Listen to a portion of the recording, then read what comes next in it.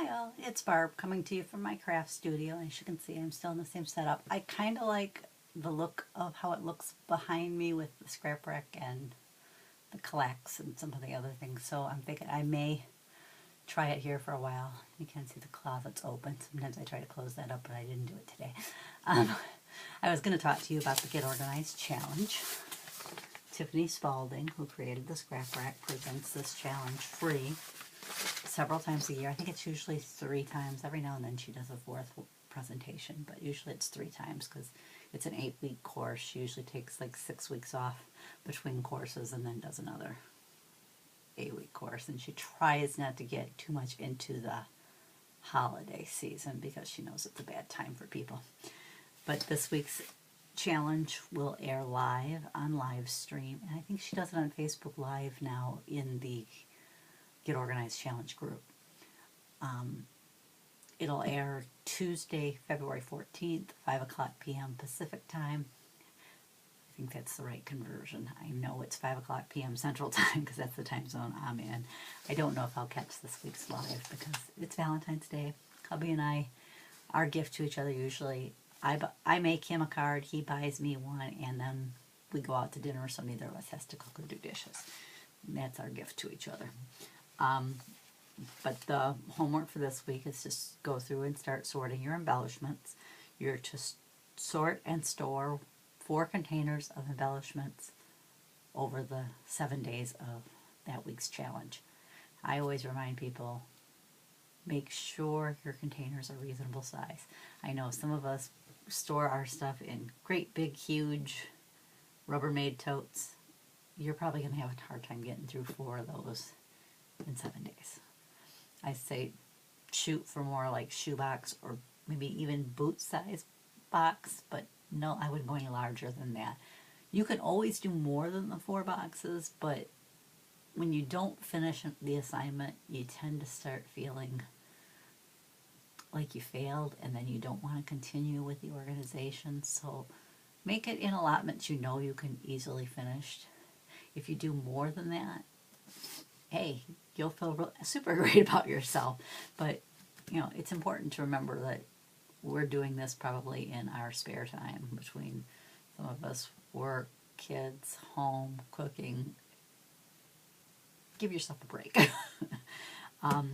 She reminds us again that if we haven't already, we should set a purge goal. A lot of people choose a goal like 1 inch for every year they've been crafting, or so many feet of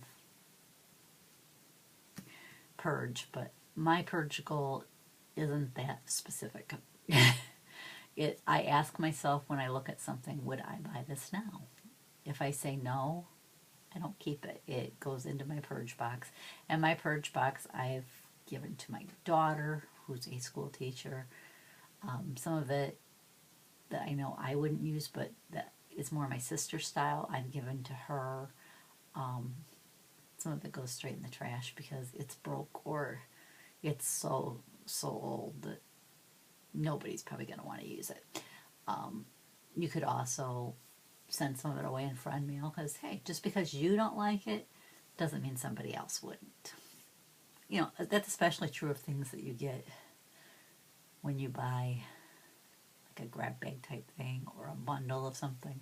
Well, part of it you bought it because you like certain elements. You may not like all of them, but somebody else might like those elements. So it's just a thought. And let's face it, when we get Happy Mail, we're just happy to get something. We really don't care what's in it. She said she does assign another 4 to 6 inches of paper if you didn't finish sorting your paper.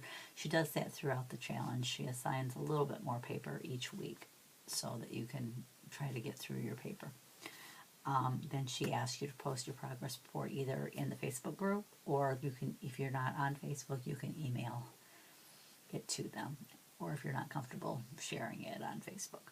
And then when you complete the challenge, celebrate with reward number 3. Mine, I have everything in my scrap rack, but some of them are really full because when I've bought new things, I've just kind of shoved them in a pocket just to get them in there because I didn't have any more pages at the time to add to it. So for Christmas I got, I think, 110 page variety pack along with the extra base and some dividers. So I've already went through and added the dividers, and the base is added there. That's 3 scrap racks put together as one, in case anybody's not familiar with the product. I was hoping to get all of my non-scrap rack pages out of there because I prefer the scrap rack pages. She has a little flap on her pages that holds your items in better than the ones without the flap, but I'm going to have to still use some non-scrap rack ones because there's several pocket configurations that I'm already out of, and I'm low on just about all the others. So I have gotten through at this point there's 4 sections in it. I've gotten through 3 of them. I've got through my alphabets, my themes, and my calendar season. But I started running out of certain pages right at the end of my themes. So I kind of marked down where that happened at so that if I can ever afford more pages, I can start at that point and go through and replace those ones. But like I said, I have one more section. My goal is during embellishment week to do my rainbow section. I don't think it's in horrible shape. My calendar section was the worst part. I've bought a lot of Valentine's and Christmas embellishments, and I didn't have the pages to add in, so they just kind of got shoved in pockets. But last week my reward was a package of the Totally Tiffany, I think it was called Vertical Double pages. I bought them at Joann's with a coupon. Some Joann's carry her products, not all of them. They have to be considered a superstore, so it's a larger store. I kind of live in the middle of, it's a really small town, and it's kind of in the middle between 2 different cities. The one city, which is actually the larger city, we go to that one more often. That Joann doesn't carry the products. It's a smaller store.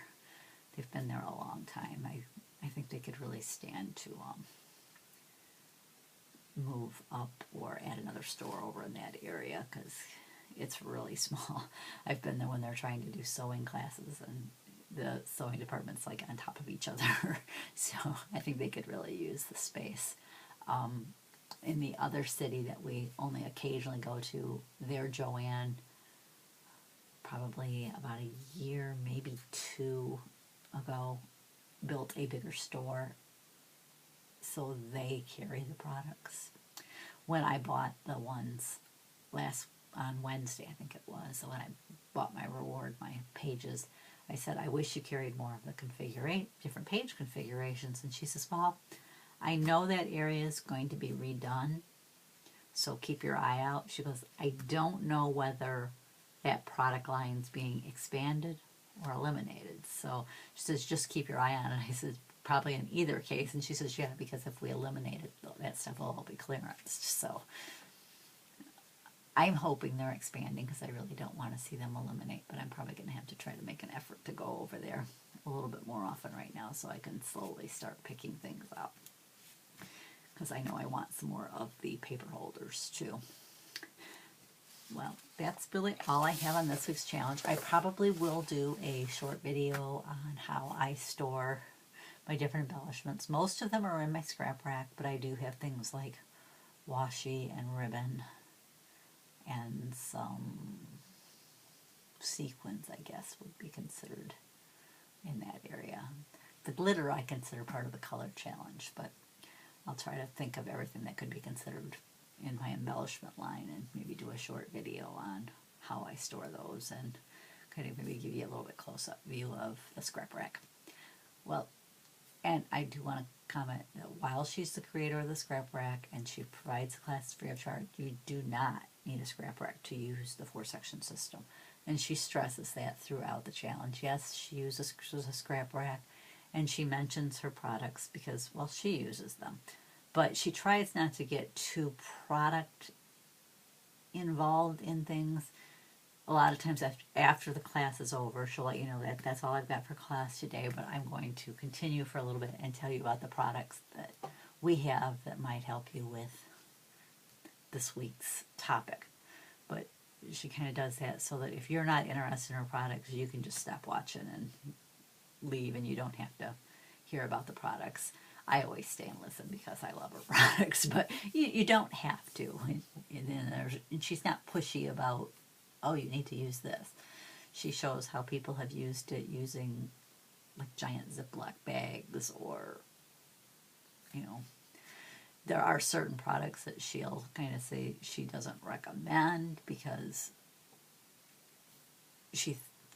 of accessibility issues, not because they're not good products, just because of accessibility issues. Because one of her mantras is, if it's easy, you'll use it. If it's not, you won't. So if it's hard to get your supplies out because of how you're storing them, you're probably going to avoid crafting. And she says her main goal is to get you in there using our craft supplies again. So I hope you enjoyed that information. I'll catch you next time. Thanks for watching.